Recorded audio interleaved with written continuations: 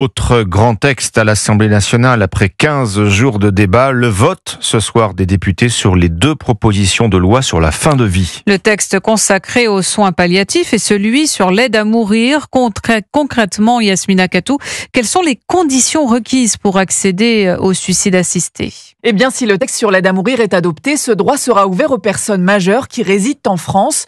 Le patient doit présenter des souffrances psychologiques et physiques qu'il juge insupportables et il doit être en possession de ses capacités cognitives.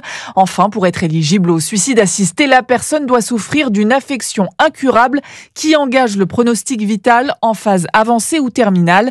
Une notion jugée trop floue pour de nombreux soignants, comme la gériatre Sophie Moulias. C'est terminal de quoi, en fait ? Est-ce que la maladie est terminale parce que le patient est totalement paralysé et qu'il a perdu la parole, mais il peut encore vivre plusieurs mois, parfois années, ou est-ce qu'on considère que c'est terminal parce que on imagine que la mort va survenir dans quelques jours ou dans quelques semaines. Il n'y a rien d'objectivable. On ne sait pas ce que ça veut dire en fait. Des conditions qui permettraient l'accès au suicide assisté à des patients atteints d'un cancer, qui ont souffert d'un AVC ou après un accident de la route par exemple.